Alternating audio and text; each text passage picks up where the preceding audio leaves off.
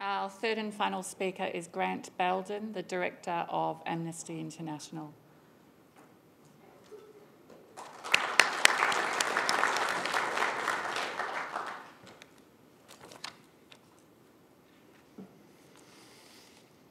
Kia ora katoa.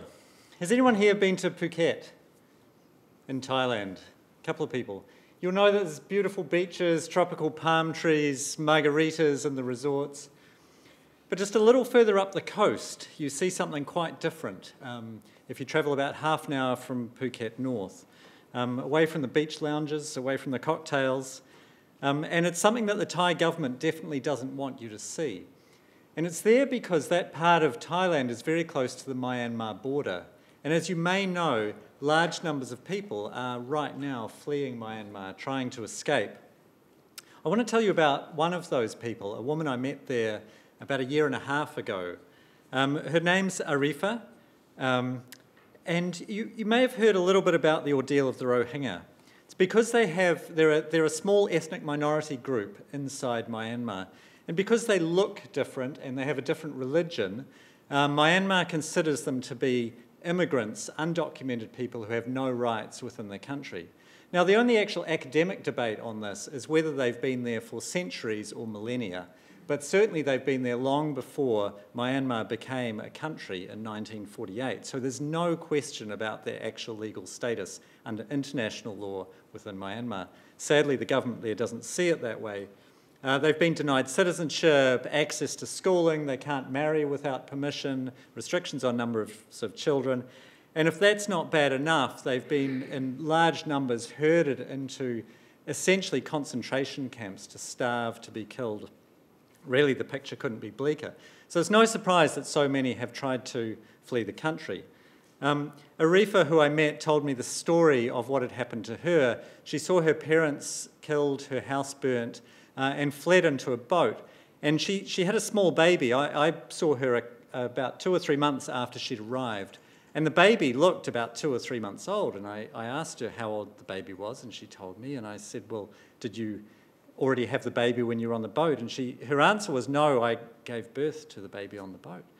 And it turned out that this boat was one of those, I don't know if you've seen those banana fishing boats, a very open, outboard on the back, about 30 feet long, and 100 people crammed on to this boat. So I can't even imagine the ordeal travelling across really tough seas in that kind of situation, fleeing for your life. They were lucky in some ways because they got past the Thai Navy, and what the Thai Navy's been doing there, as you've seen more of recently, has been towing boatloads of Rohingya back out to sea. They're helping on policy. In theory, it's give them some supplies and point their way to Malaysia. In practice, often it's been taking the supplies, dumping them out at sea to slowly die of thirst or drown at sea. But she'd made it there onto land in Thailand and immediately been detained. As Michael was talking about, this is the lot of a lot of people who flee as refugees, asylum seekers in other countries. And if we look at the Magna Carta and the principles there about not being detained without trial, speedy trial, of course, there's no hint of any of that. Her husband had fared even worse. The men had been locked up into tiny cages, crammed together. At least she had some room to move around in the detention centre that she was in. So for people like Arifa and millions of others around the world, the stories of King John and the barons and what happened at Runnymede could hardly be further away from their present-day reality. Yet I think there are some really important principles that still come out of the Magna Carta, especially when we think about refugees and what they're facing in the world right now. I wanted to tell her story because right now we've got the biggest number of people displaced since the Second World War, and it's really easy for that just to become a statistic, for it to seem just too big. But of course, all of those people have faces and have stories just like you and I, and just like Arifa. So for me, that reminds me that we're really talking about real people here. I want to start by what caused her to flee in the first place. And of course, we see a total breakdown in the recognition of her fundamental rights within her own country. The Magna Carta established that, I'm quoting here, "No free man shall be seized or imprisoned or stripped of his rights or possessions or outlawed or exiled or deprived of his standing in any way, nor will we proceed with force against him or send others to do so except by lawful judgment of his equals or by the rule of the land." Clearly none of that in evidence by what's happening in Myanmar right now. And at the heart of every refugee story is a similar failure of rights, failure of the government and the country that they're fleeing from to protect their rights. Whether that's deliberate or not, at some stage there has been a breakdown in protection of those rights. And of course, once Arifa arrived in Thailand, we see the principles of the Magna Carta breached once again. There's of course no speedy access to trial, no ability to challenge her indefinite detention, and I don't know whether she's still in detention now or not. And in fact, the long arm of Myanmar's oppression of the Rohingya had even reached her there, because Thailand at that stage had stopped UNHCR, the High Commission for Refugees, from registering Rohingya refugees, at least in that part of Thailand. For those who actually avoid detention, life can still be very hard. And we see in many countries, like in Thailand, those who manage to get into the country to escape what's happening in their own country effectively have no recognised rights. Generally, they live as undocumented illegal immigrants. They don't have access to schooling, for their children, to health, to any of the kind of services. And that means that they're also liable consistently to being blackmailed by locals, to the threat of deportation at any time if they're caught. So it's no wonder that people get really desperate and try and do things, dangerous things, like getting on boats to places like Australia to try and get to somewhere more stable and safer.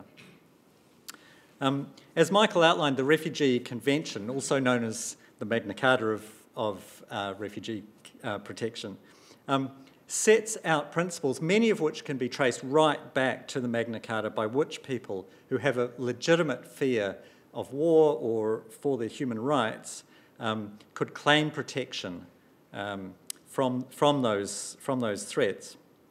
Before that was set up, pretty much the only rights that were recognised were for those within our own countries, were for the subjects of any given country, not for people who come across the border seeking protection. So the Refugee Convention set that up, but it also set up something really practical, which was a system of resettlement for refugees. And the two things were supposed to go together. Firstly, recognising refugee rights. Secondly, setting up a system of refugee protection. And in many ways, the constant failure of countries to actually respect basic refugee protection, refugee rights, can be traced back to the failure of the second part, which is governments that haven't stepped up to offer enough refugee resettlement. Or to put it another way, if you're the Thailand government, you're much more likely to recognise the rights of Rohingya refugees coming across your border if you know that there is a resettlement system where other countries are helping to share that responsibility with you. But sadly, right now, that system is under incredible strain, and many countries clearly aren't doing their fair share. This is where the international community comes in. And just like in the days of King John, the instinct of the barons was to draw the lines, even within the Magna Carta, pretty tightly around who those rights were given to.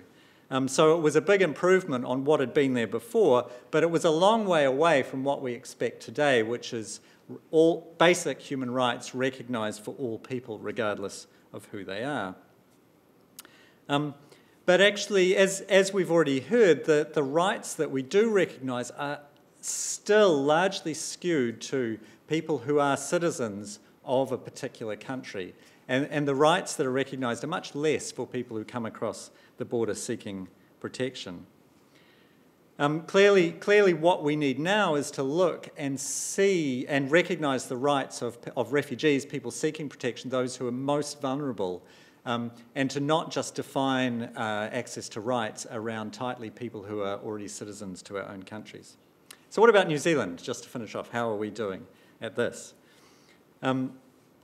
Michael's talked about the mass arrivals legislation that went through a couple of years ago, which to both the Human Rights Commission and Amnesty International is clearly a breach of New Zealand's own Bill of Rights, as well as flying in the face of some of the provisions of the Refugee Convention, because it discriminates against people based on their mode of arrival into the country. But once people are here, or in terms of talking about bringing people here, refugee resettlement is something that we do very well in New Zealand. Back in 1944, New Zealand, as you probably know, accepted 800 Polish refugees, a really large number at the time based on the population, especially considering that most of them were children. David Lange's government back in 1987 introduced the annual refugee quota. Initially at 800 people, it was reduced by a subsequent government down to 750. And it's a very good program. There's dedicated people at the Immigration Department, the Red Cross, NGOs, volunteers. Some of you are probably involved in some way in that refugee resettlement programs. A lot of good work goes on. But here's the problem, and that's that despite the biggest humanitarian crisis ever going on right now, New Zealand's intake hasn't increased for almost 30 years, so since 1987.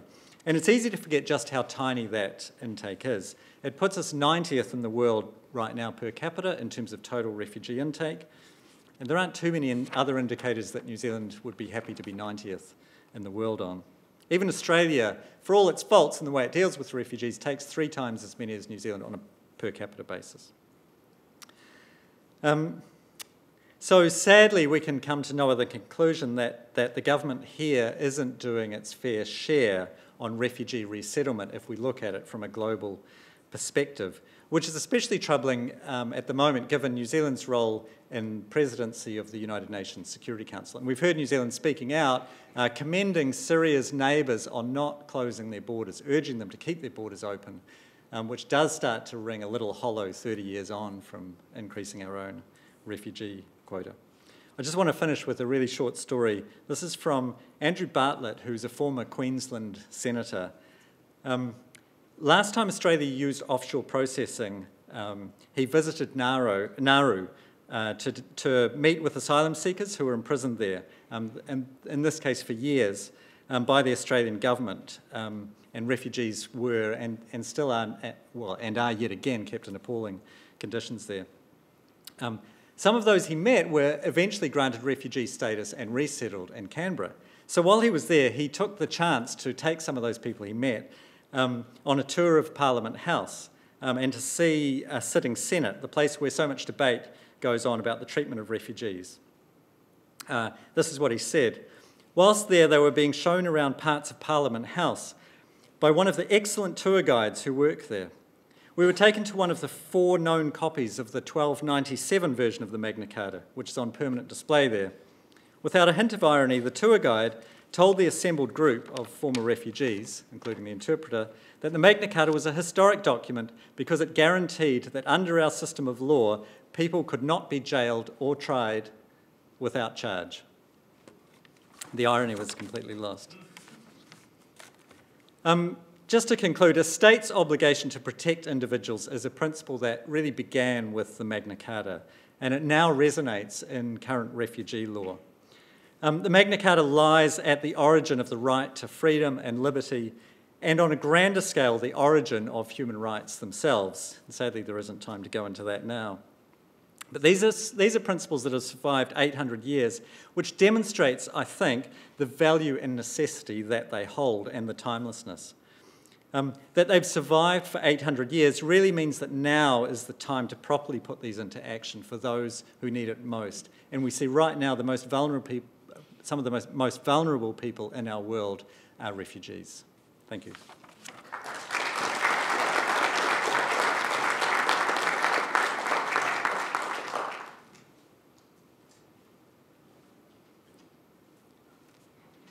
Thank you very much, Andrew, Michael and Grant. They were really pertinent papers, and I guess they all highlight some of the key sort of challenges that we're facing around the issues of migration and refuge, and the potential for the Magna Carta to give us answers, and also the potential for it to fail with those answers.